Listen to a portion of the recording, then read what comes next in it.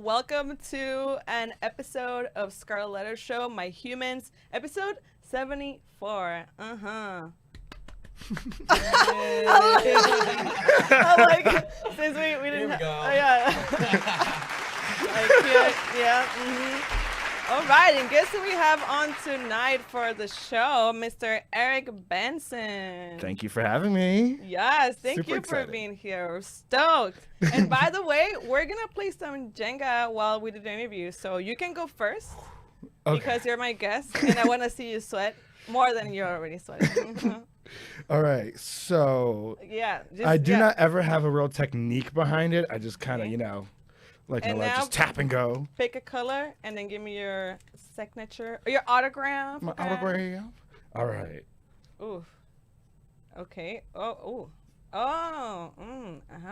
No. Yeah. So, Show it. Show it to the crowd. Yay. so it's usually my signature on all my paintings and all that stuff. Alrighty. Yeah. On All top. right. Oh, you actually put it on top. A lot of my guests just like, all right, there you go. Oh, I participate. There you go. I'm so excited to have you here and to hear your story. I want to know, I always ask this in the beginning of my show because I am really interested in how you were as a kid. Like, what were your interests when you were a little kid? Like, did you go to any classes or were you part of like the school plays or what was little Erik like?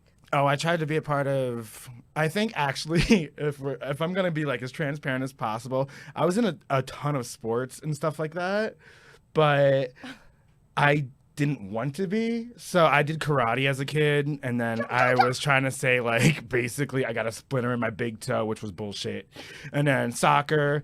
Quit it, like all those different things. I just kept doing it back and forth, but I really was a loner as a kid. Nothing has much changed about that one. And I would actually design maps because I lived on like 2 acres of land and go and put a toy out in the woods and draw a map towards it and see if I could find it again, and it never worked. Oh my God. Never. That's really cool. So how do you get started with the maps? Were you interested in geography or like pirates, or what was the inspiration? I think I loved the Goonies as a kid. It was a treasure. The idea of just, the whole idea of like, let's go on an adventure. And so I would bury the toy first and then do the map, which I don't think it really works out that way. So No. if you live in Pennsylvania in Doylestown, you might have some good little treats back there. Hey, like find his maps. Go back to his house and find the maps. That's got very turned cool. into some nursery or something, but Yeah, you know what? The Goonies actually, that traumatized me. You know, like the guy, like the deformed guy. Hey, What's his you name? guys. Oh my God! When I was a kid, no, I would cry. I'm like, I don't want to see that. You know? which is ironic because he was like the sweetest character out of the whole movie. Yeah, I know. I've just never. I'm like, I have like, oh my God, I'm a baby with like deformities or like seeing people in pain or like stuff like that. I can't handle it. So I was like, as a kid, when you see something like that you've never seen before, it's kind of like traumatizing. The mom was the scariest character out of that whole movie, but I remember bits and pieces because like I grew up in Mexico, so I feel like I probably watched it in English and I didn't understand. So I just remember, yeah. just have like pictures in my mind of like the guy and everything. Do you think that happens between us, like the fact that maybe I don't understand a Spanish movie as much or something like that, that we interpret it a little bit differently? Yeah, even when you have the subtitles, it's definitely not the same. Like they always mess them up. Or when you have the people that do the voice, like they, how do you say it? Like when they Voiceover, yeah. Voiceover. Yeah, when they do the voiceover, it's never the same. It's like, because in Mexico, like we have a language, like we have just like a way of saying things sometimes. You know, like it's like an idiom. I don't know. There's slang. Oh my God, I was looking for the word. Yeah, it's slang. So we got a lot of slang in Mexico, and you can't really translate that in English, and vice versa. Yeah. When you tell like someone, oh, it's lit, like my mom's not gonna know what I'm talking That's some new about. English too, because there's some stuff I can't even, I still can't comprehend. Especially I'm guilty of being one of those people on TikTok and TikTok, and their vocabulary on there now is a whole nother situation. Like cap, I guess the word cap means no cap or something like that, and then just other things that my age finally started showing, and I'm like, what the hell does that mean? I think we're getting old. I think we're getting old. Is it that time that we're gonna be like back in our day? Well, I mean, in 10 years, 15 years, the new kids are gonna be like, did that really happen in 2020? Like, yes, yes, it did. I know. Isn't it crazy to think? Like, my little cousin, she's like, my youngest cousin is like 2. She's never gonna remember this pandemic. But when she grows up, we're gonna be like, oh, I lost all my gigs. It was the Great Depression of our 20s, and pretty much. And then there's these kids out here who think Fleetwood Mac, like the dude on the skateboard, made Fleetwood Mac popular. I'm confused. I don't know. It's just who are raising these kids? Yeah, but it's always gonna be that way, right? I think that every new generation is going to be different, and we're never really going to understand or connect on that level. Yeah. So the only thing we can do is kind of just laugh it out and adapt, right? Yeah. We need to stay cool, okay? I keep trying to... Oh, damn. Oh, it's happening. Oh, it's happening. Oh.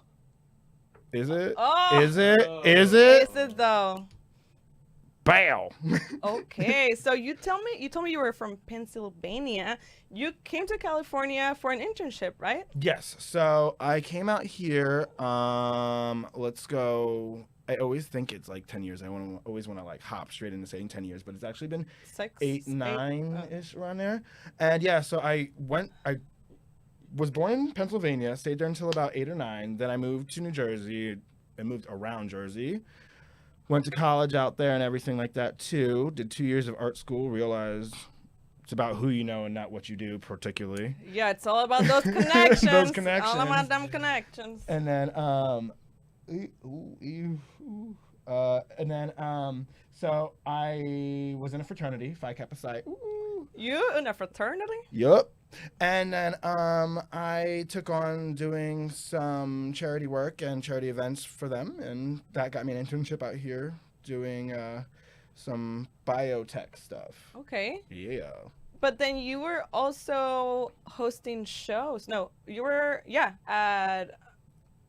Number One? No, not Number One, but Stone Brewing. Oh, yeah. We were, so when I got out here, I did everything in the events. I called it like my little 5-star program, where I was trying to get into hotels, trying to get into restaurants, trying to get into nightlife, trying to get into weddings, and I did. Yeah, you did weddings. Weddings too. Okay, that's a sign. What happened with the weddings?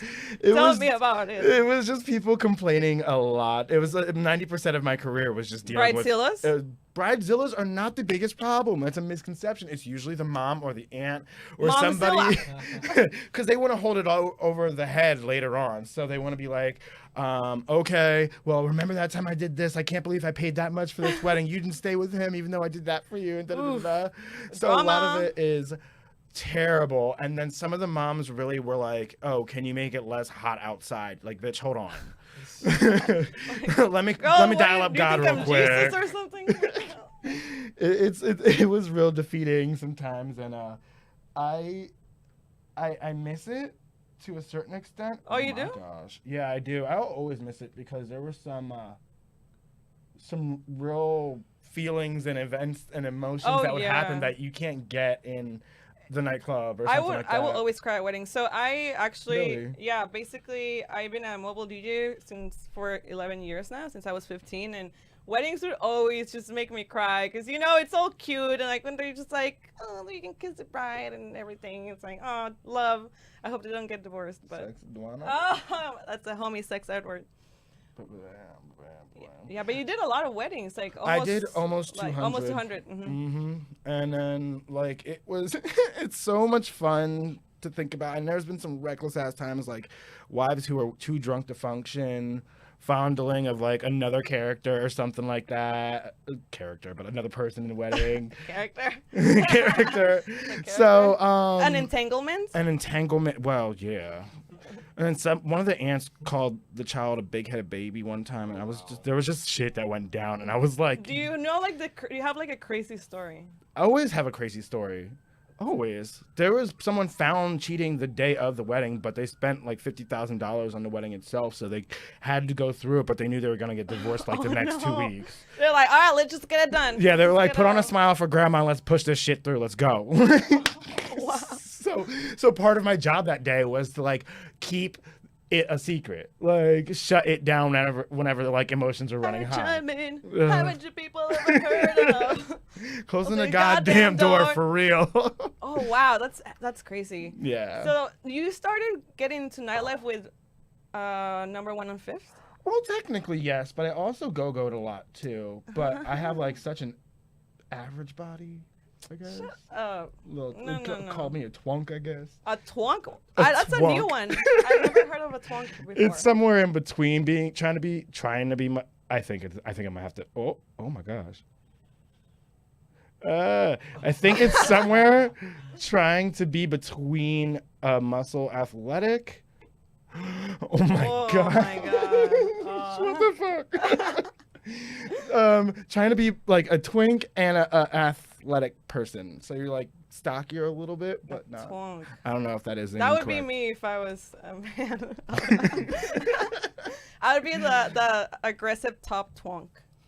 Aggressive top twunk. Oh my gosh. I'm already a twink. I mean, a twinkina. Twinkina. I like that. I could get that as a tattoo. Actually, that just sounds pretty. Twinkina. Twinkina, like a character in just some movie. Right. Okay. So I think it's time to see some of your pictures from. Oh boy. Let's do the first one. Slideshow time. Oh, that sassy little baby. Look at you. I know. I can't believe you did sports. Look at that. I can't either. I really can't either. He is fabulous up in Macy's too. Just JCPenney perfection there. Serving it. Get on your level. Oh, this whole thing. So cute. I love it. Let's look at the next. That look. It kind of reminds me a little bit of Death Note. Yeah, well, see, I really got like, I did not want my deposit back on my apartment, so I painted this giant, like, dead tree in the background, and then one of my, like, former friends was like, let's do a photo shoot, and so I'm actually completely naked in that. Ooh. Yeah, dick out, just everything, flapping in the wind. I didn't find a full picture. Is it on your OnlyFans? Nah, no OnlyFans yet. Maybe coming soon. Coming soon, potentially. Oh, there you go. You also did shots? Jello shots, Girl, hell yeah. Oh my god, I miss doing Jello shots so much. Bro, we lost so much money during this pandemic oh my because god. Pride. I would make an upwards of like $3,000. I would pay off all those debts I made, all those credit cards I did or whatever. God. I would pay it off with that for like a whole weekend. Oh my god, it's so much fun. Like I truly love that gig and I miss it. I'm a sucker for high socks too. It was always my good opportunity to just like throw some of them on. Cute. Oh, Diamond Dogs. Diamond Dogs. Yes, I see. Shout out to my boo Marvin. Yes. And Michael Carr. Yes. This was awesome. We did out at the fair. We did the dunk tank this year. I think this was like 2-3 years ago. We did the dunk tank.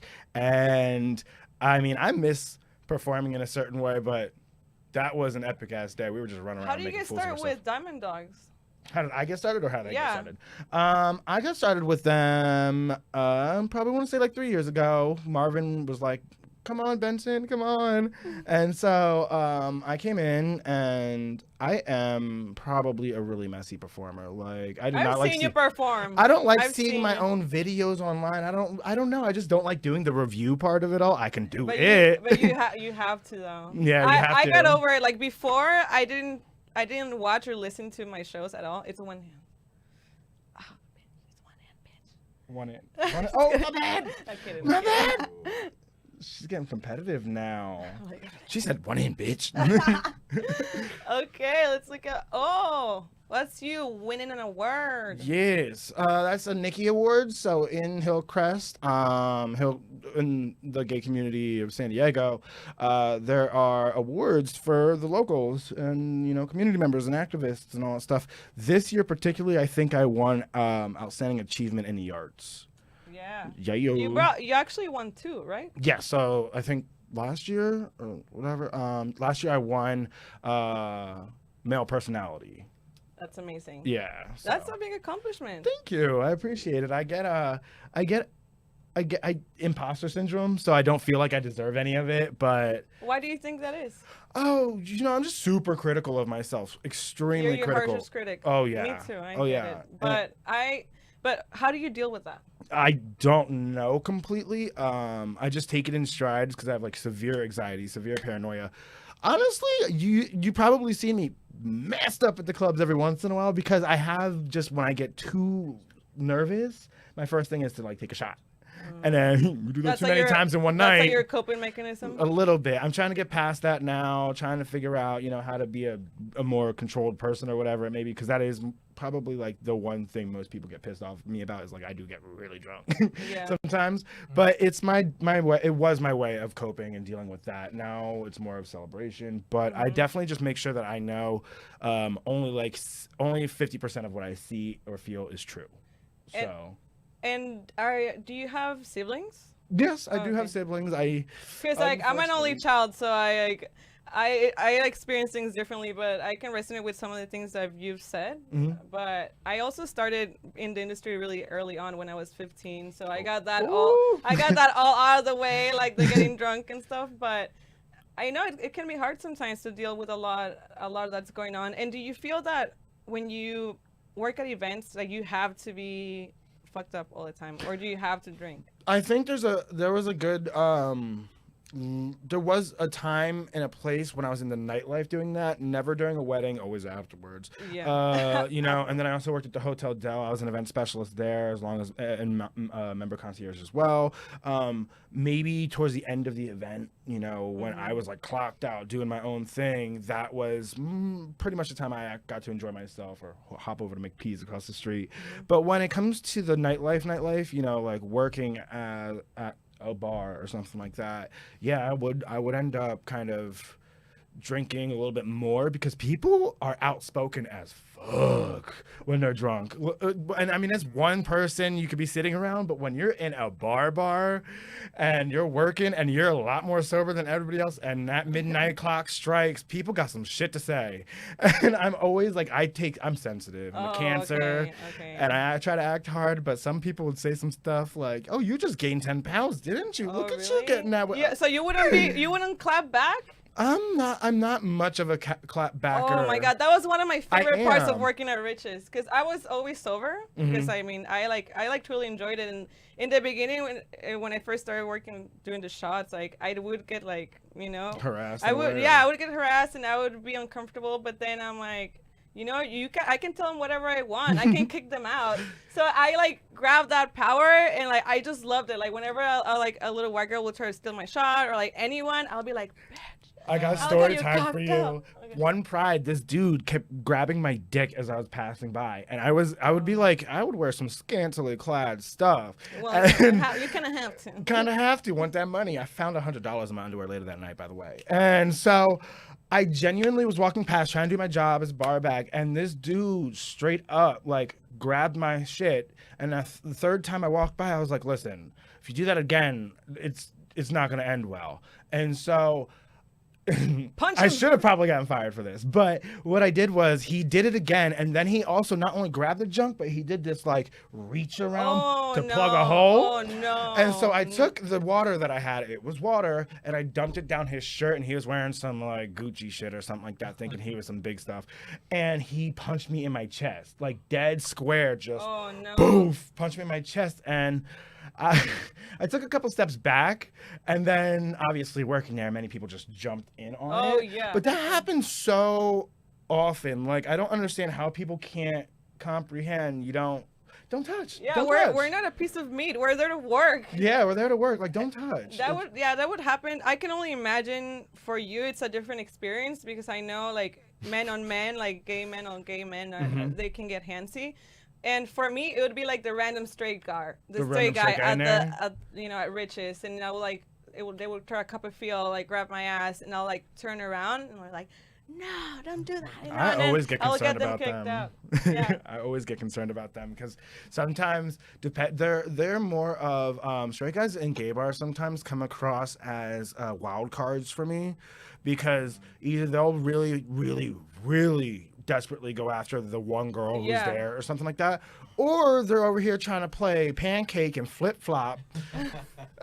and then you all of a sudden become their little meat market again. So like the bunny ranch, you're like, I want that one tonight. Bitch, I don't want you all 4 teeth in your mouth. I don't want that. No. Or third option, you don't want them at all. They're horrid and they think they're hot shit sometimes. Yeah, and let's be real. Straight guys. Girl, we don't want you. None of us in this bitch want you. Exactly. No, I feel it. And sometimes I would play the card like, oh, like I thought you were gay, and then they would get offended like, excuse me, first of all, you're in a queer space, like don't get offended if I thought you were gay. I would do it on purpose though, because I wanted to see their reaction.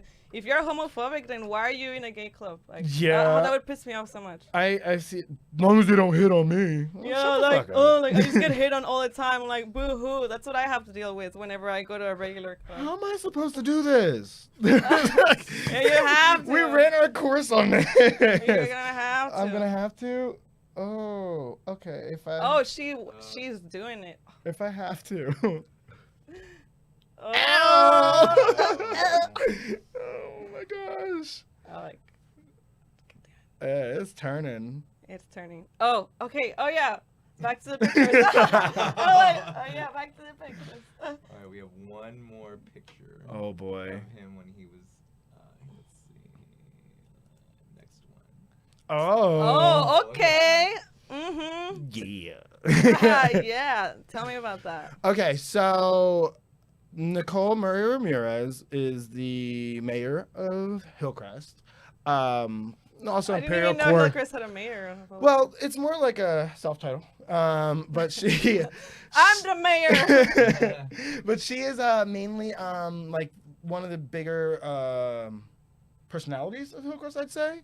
And so she has a huge part in the Imperial Court and many other things. But oh my gosh. Oh, it's Lee Reynolds. It's so basically in collaboration with the mayor's office and everything, they put together an LGBT board and it's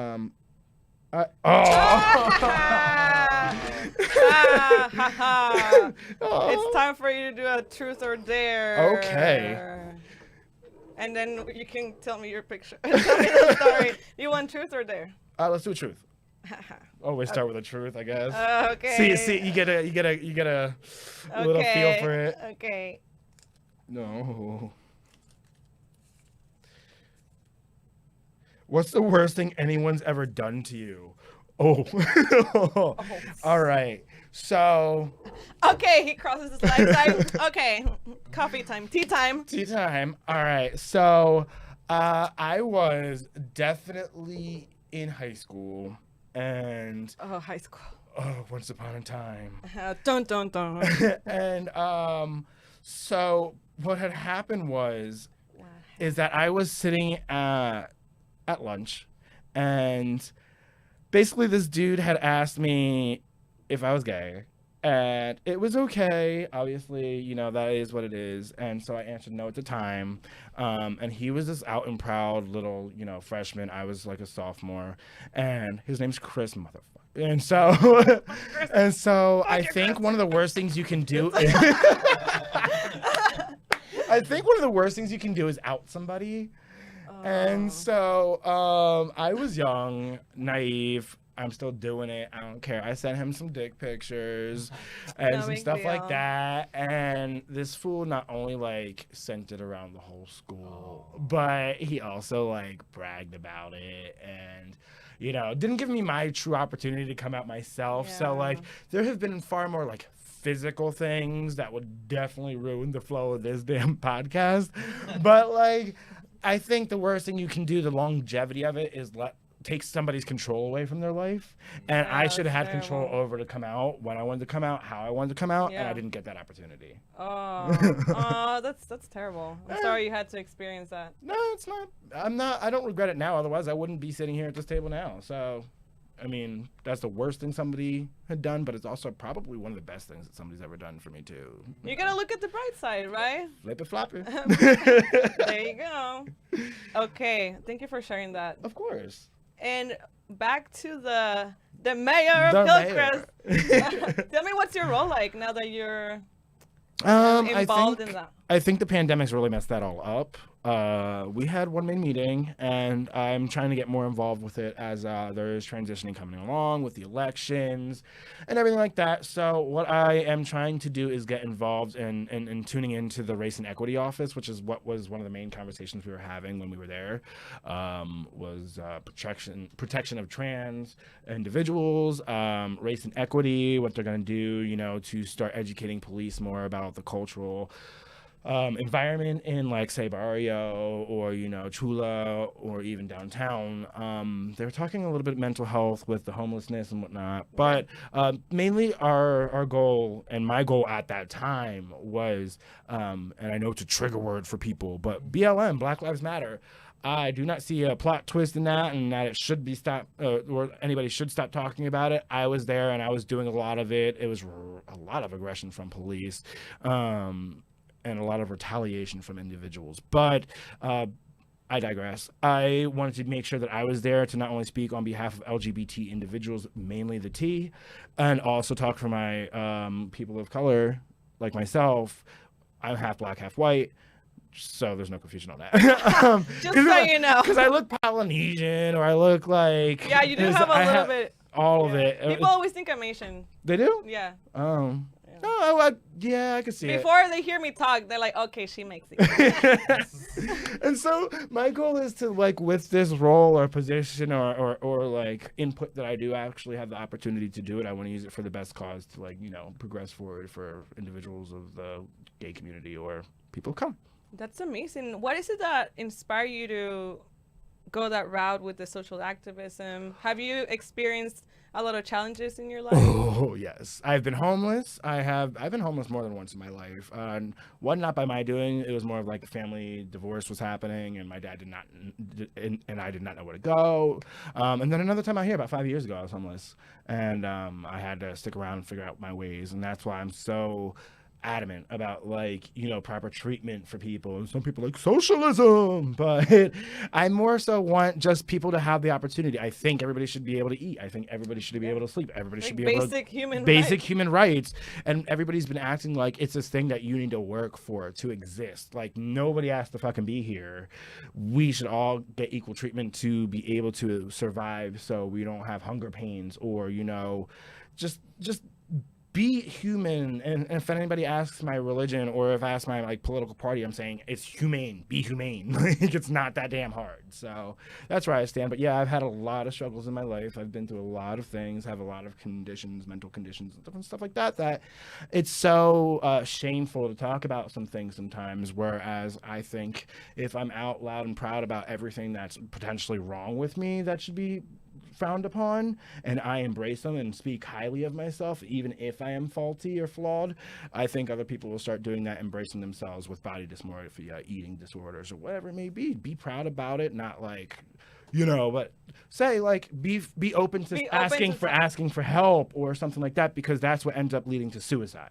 Yeah, so often we deal with things on our own because we feel like we don't have anyone to talk to. Mm-hmm. I definitely dealt with, like, body dysmorphia, eating disorders. I've never even told anyone. It just came out because I feel comfortable around you. Right?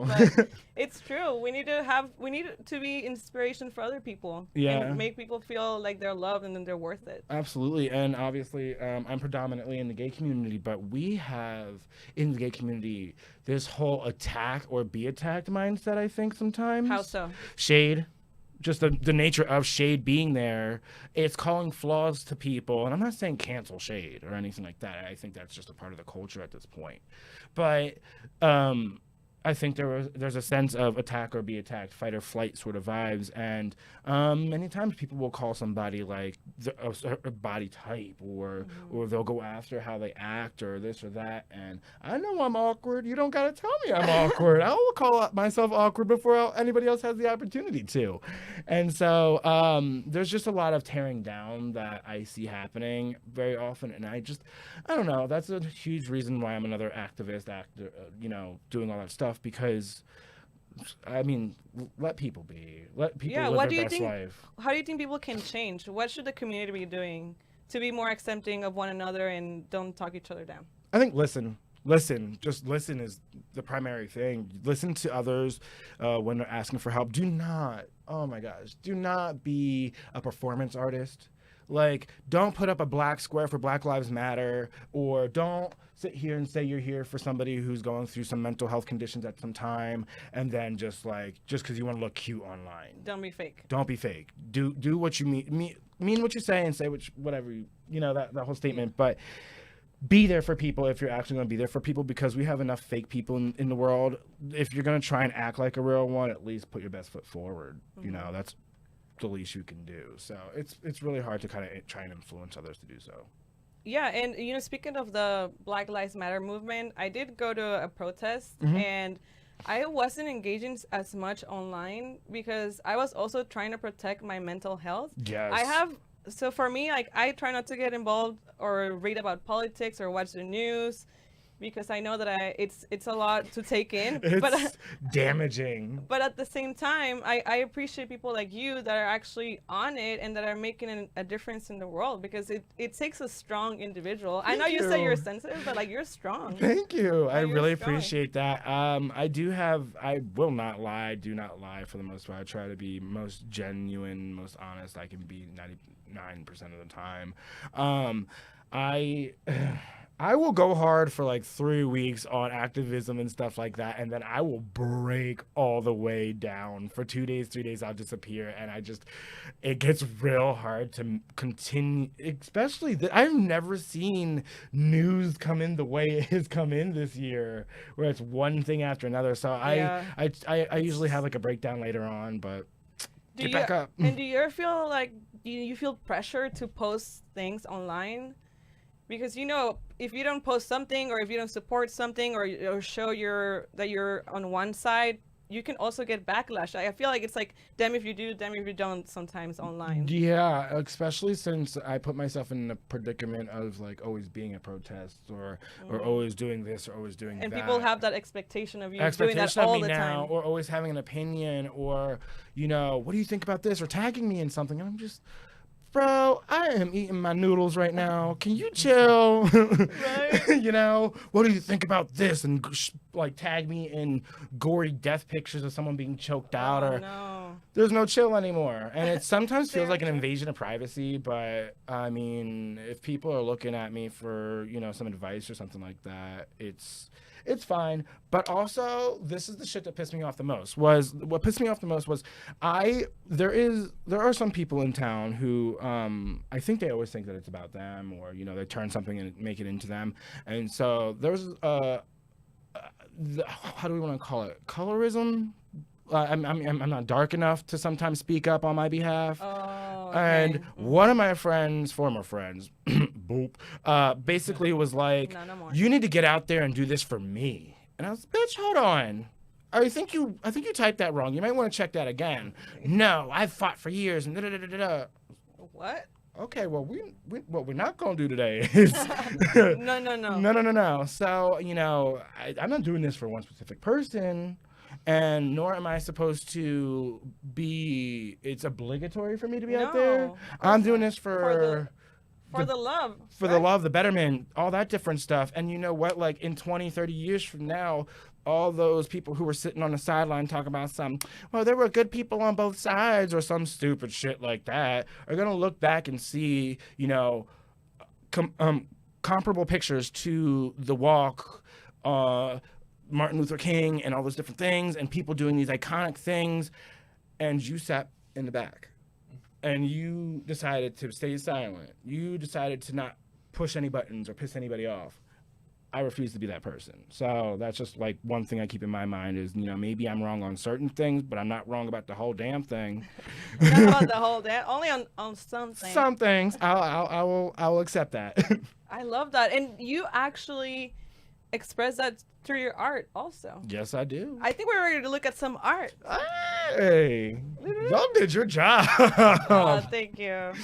Oh my goodness. Okay, you're gonna tell me the story behind every... Okay, oh my girl, gosh. Lady Gaga.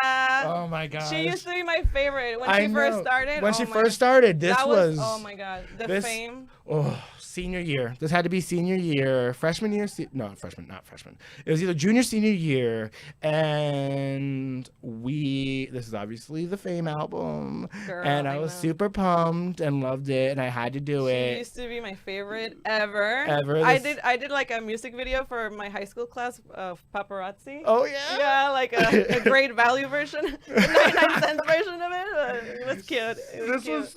This was the art project. I think I submitted it for school. I'm pretty sure I submitted it for school, and it's really good. Thank you. Okay, look at the next.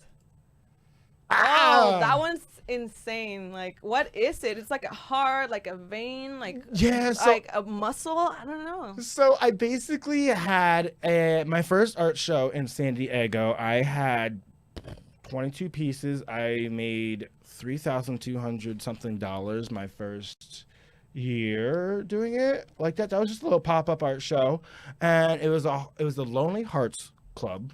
Nice. And I sold almost every piece, and then once I did sell almost every piece, I took a third of that and gave that to a bartender's mom who was having a quadruple bypass surgery. Wow. So she went along with the theme of hearts, so I was like, here, take this and go visit her, whatever may be happening, just do something for yourself, because I know this is stressful. So that was a really cool one. I think so basically she has all the arteries and everything like that as like dreads, kind of Medusa style. Yeah, and that's amazing. And then like I took the muscle texture of the heart and kind of like tried to spread it through. I don't know. It's insane. When I saw it on your pictures, I was like, wow. Thank you. Oh boy. I love that one. It's beautiful. Yeah, it's like somebody's Mother probably Earth. gonna steal my identity from that one.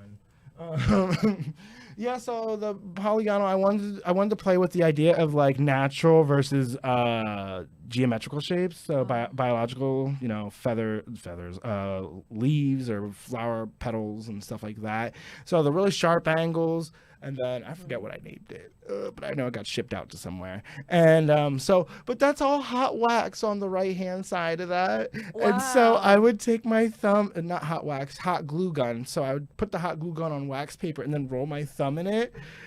That's why I said someone might have stolen my identity. I don't know. Oh, they ain't getting shit. The credit's terrible. I burned myself with the hot glue gun multiple times. Oh, my fingers were so messed up. Like, I had blisters on blisters, like, out dry and crackly and stuff. It was great. The things you do for the love of art. Thanks for the love of art. This is, so I had just left the Hotel Del. And this was my first painting that I was like, okay, bitch, you're going to become a real artist. And this is the one I popped out first. Yeah. That one's beautiful. Thank you. What is it, like the Ice Queen or? So I was aiming to kind of it was like okay. So I have transitioned 3 times in my life and hit what I think was like my glass ceiling or my peak. And so this one was me quitting the Hotel Del, and it was me mentally hitting my peak there, but under all of it, a new career was blossoming in the art. Oh, wow. So I'm going to shoot for the stars, but if I land on the moon, I'll be okay. Boom. Boom. Oh, yes. Yeah, it's quite literal. Oh, he's going to be so happy when he sees this. This is my friend Esteban's bedroom. Oh, it's a bedroom? Yeah, it's a mural. I thought it was like in a coffee shop or something. Hell no. I don't think they'll let titties hang out like that in a coffee shop.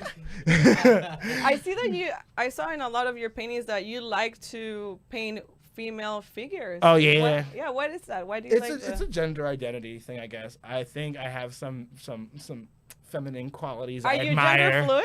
I am becoming that. I actually definitely spoke earlier today on a panel. And when we were talking, I'm 28, but still figuring out myself. We all are. And so I think I'm like becoming sort of gender non-conforming, but it's just my whole life has been like Hollister and bullshit. So I think I'm trying to figure out like, what is my style? What am I gonna be? What am I? Gender is all a big construct anyways. I would consider myself gender fluid too. Yeah. I can be she or a he. Yeah. Like, who cares, right? I think it's easier for girls to switch over into the she, he, or the butch vibes.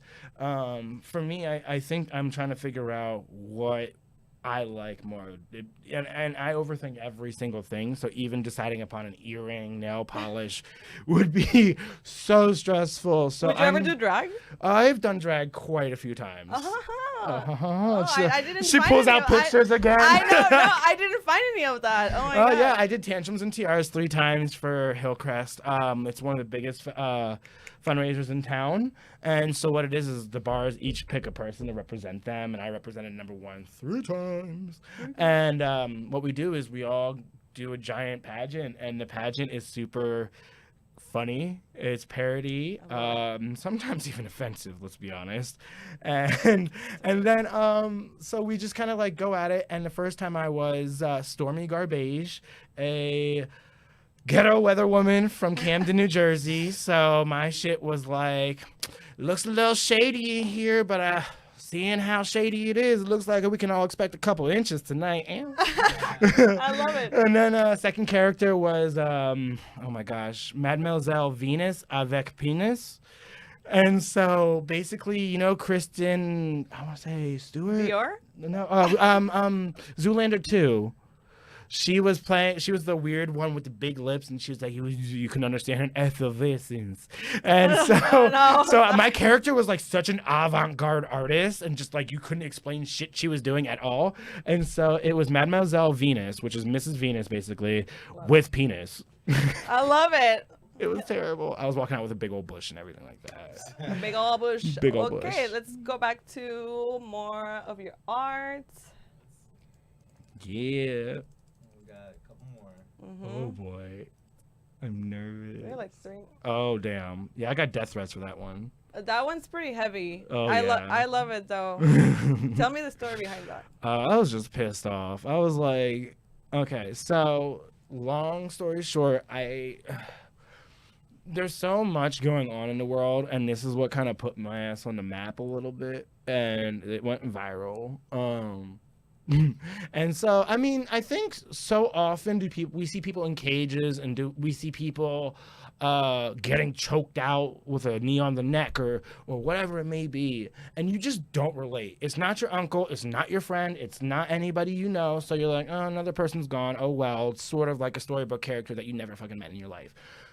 Well, I took somebody who you grew up with, or somebody around you grew up with. Dora, she's kind-hearted, she likes to help everybody. She's always there and, you know, trying to encourage you to look at the positive light of things and find a way. And her ass is being taken in, and recognize that it doesn't say ICE. It says ICE on there, but the full picture is not present. So it could be police. And people jump to conclusions. So I put Dora in a situation where she's being tugged away. I am so damn proud of my outward hand. That has some detail in it. I was like, get it, bitch. Like, wow. But things you don't recognize in this picture are that the map is missing because she has no idea where she's going. Oh, So, wow. yeah, and that backpack's like, who the hell are you? What are you doing? The sassy backpack. Sassy ass backpack. I love it because I think this issue hasn't been brought as much as maybe Black Lives Matter. Mm-mm.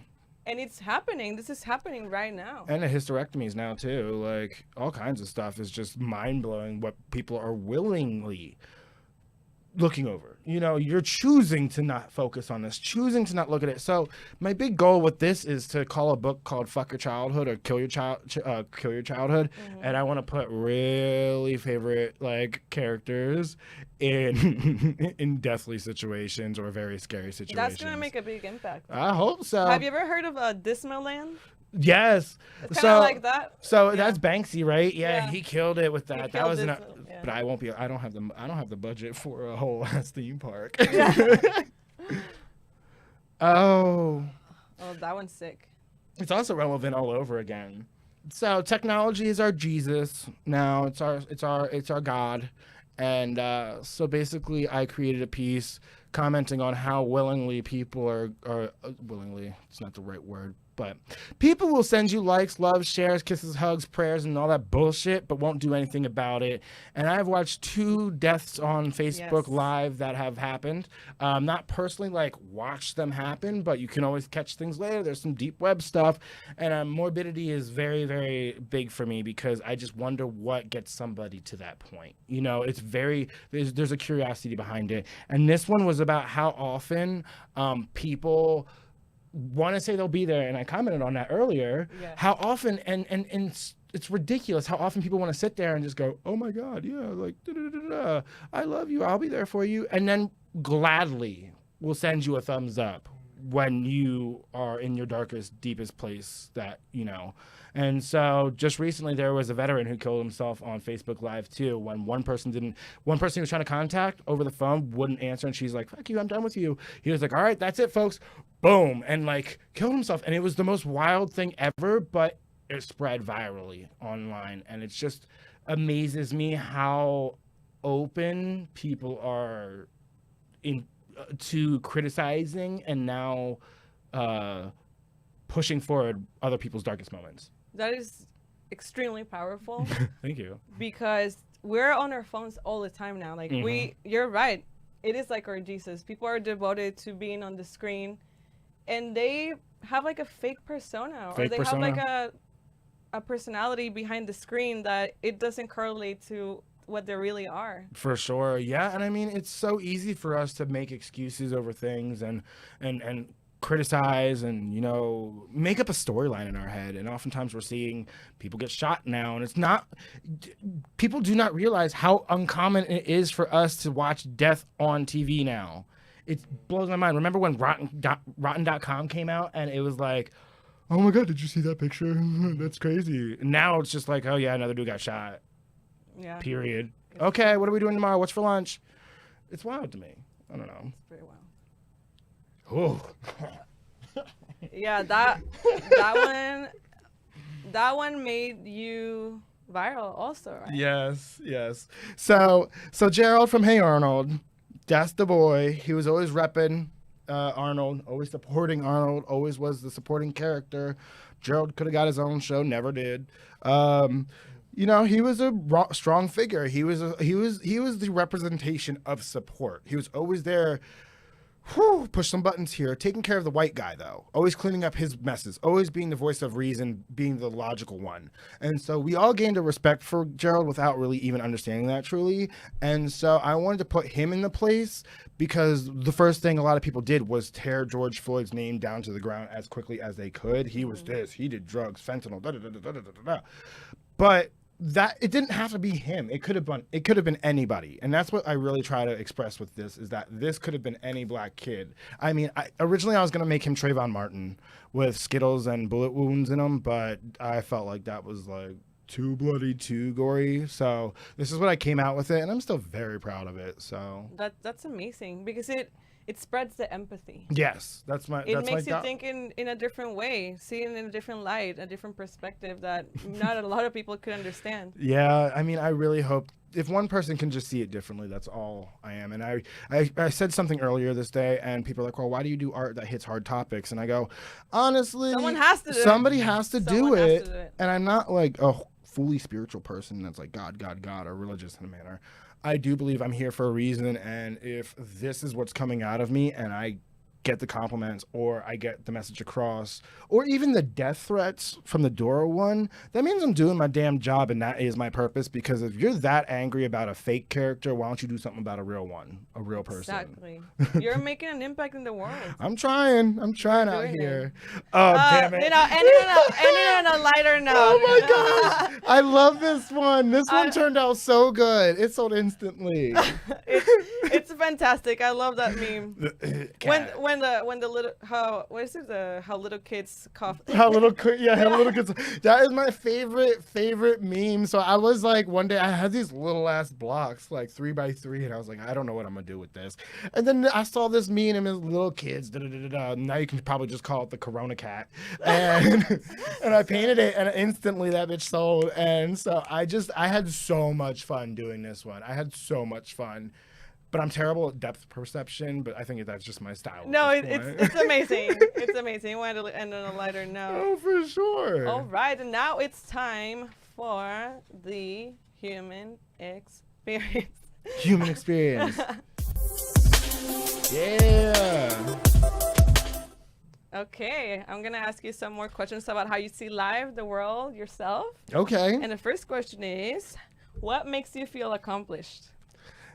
shit, sitting here right now. Hey! Yeah, for real. No, I mean, I spoke at another panel today, and like, not to get dark or anything like that, we'll just breeze past it, but it was a sexual assault, hashtag Me Too LGBTQ one, and the fact that people are listening to me, what is that? You're making an impact, babe. You're doing it. You're doing it. You need to get that confidence level like times 100. I know. I'm trying to accept it. I do feel like people attack me sometimes online and stuff like that. Some people have some shit if you to have say. haters, it's because you're doing something right. And that's what I'm trying to switch in my brain, is that, you know, if someone's talking about you, you're doing something that's worthy of being talked about. So I think that too helps in the accomplishments. I'm like, ooh, you don't like me. You don't like me? You're hating on my success?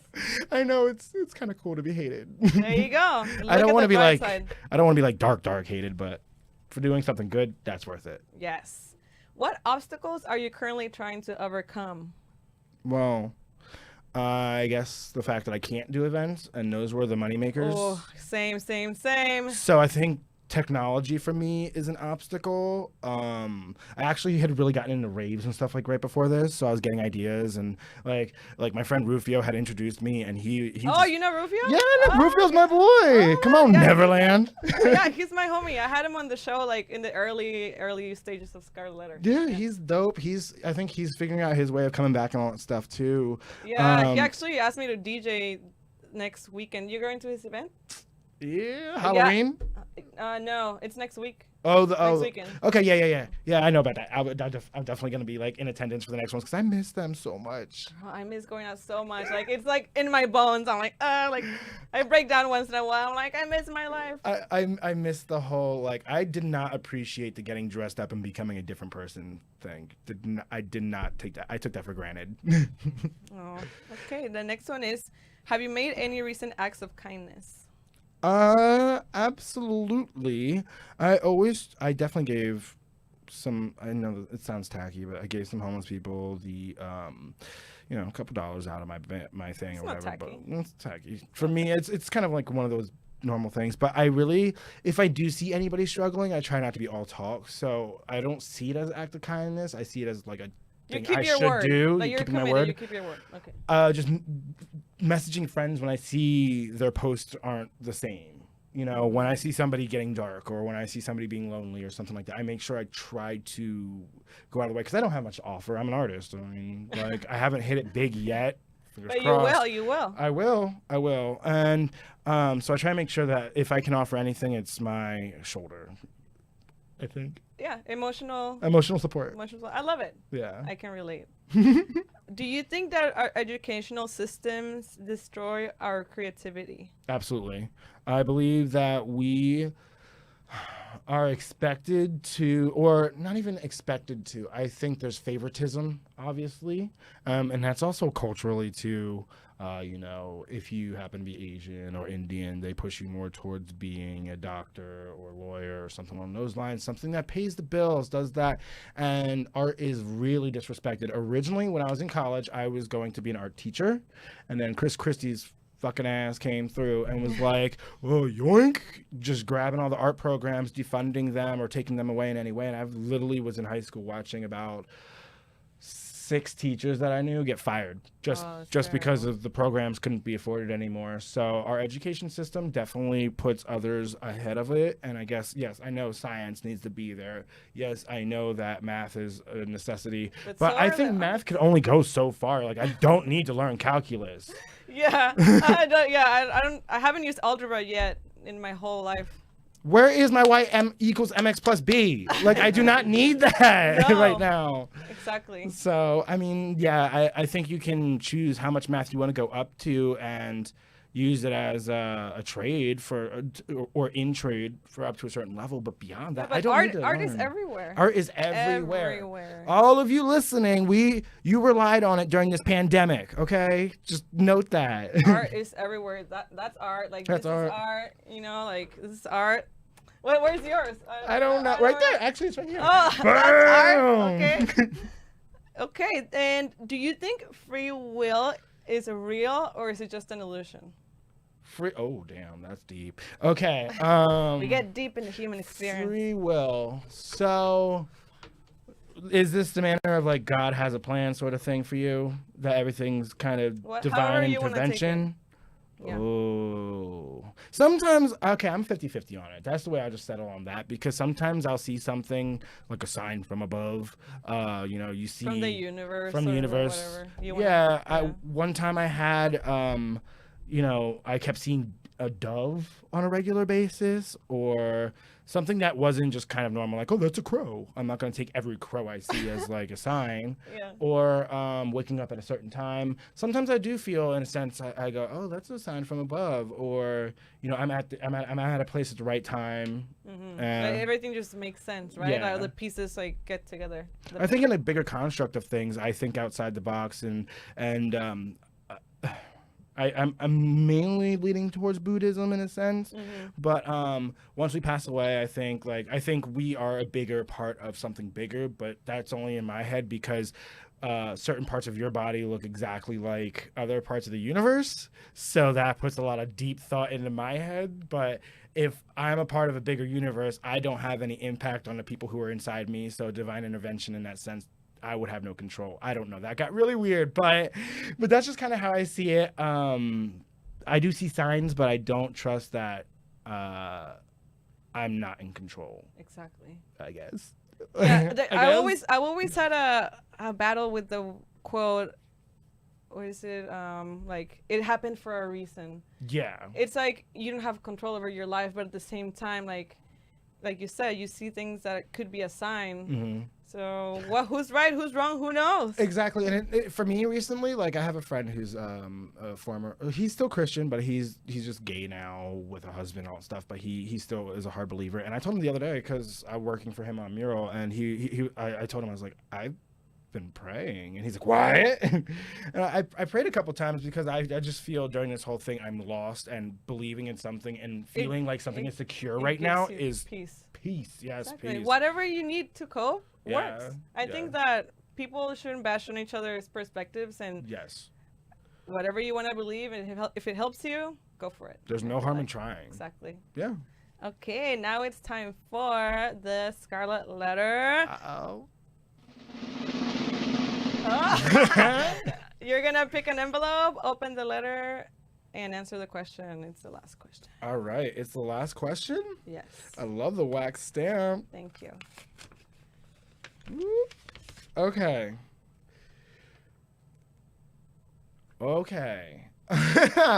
What are some things that are okay to occasionally do, but definitely not okay to do every day? Criticize other people. Mm-hmm. I think it's healthy to air your grievances, or yeah, we all do it, right? Yeah, we all do it. I think long as it's in a constructive manner, but if you base your whole personality off of that shit, it's fucking annoying. Like, you need to calm down. You're not some huge deal. Like, I'm sorry, I wouldn't even let Lady Gaga critique me every day. I'm like, bitch, you got your shit, handle it over there. Not even Lady Gaga. Not even Lady Gaga. No, I think, critiquing somebody every day or acting holier than thou is a huge thing. That it's great to have confidence, but to tear somebody else down on a regular basis to build yourself up is something that you don't need to do. You need to step back, breathe, do something else. And I feel like people that talk shit of others are probably not happy with themselves to begin Absolutely with. not. So. You have your insecurities. I have my insecurities. I'll tell you my insecurities before you can even dig at me. So. Right? So, that's what I think. Fantastic. So before we leave, we got the mystery box. Oh my gosh, the surprises just keep coming. It's your souvenir. Put your hand in there, and then whatever you get, it's yours. I'll just go for that. What a bath? Okay, this is being used tonight. Today was stressful. Hey! I got a purifying black charcoal bath bomb, baby. All right. See, you got the wellness one. I loved it. It was meant to be. It was meant to be. We were Right? talking about I that. had the will. I know. Full circle. All right. Thank you so much for being here for this amazing interview. You're such a course. beautiful person. Thank you. I Inside appreciate and you out. too. And I can't wait to see what you become like 5-10 years from now. You're gonna. I hope you remember me when you're famous. Okay? I'm gonna try. It's been great. So thank you so much for having me. You're such a sweet, like, just genuinely sweet person. Your energy is, it's amazing. I mean, even in a room full of people in a nightclub, I always recognize that you had like a beautiful soul. So Thank you. Of I appreciate you so much. All right, y'all. Thank you for watching tonight. See you next week for another episode of Scarlet Letter. Be safe. This was awesome. Thank you. Yeah. How was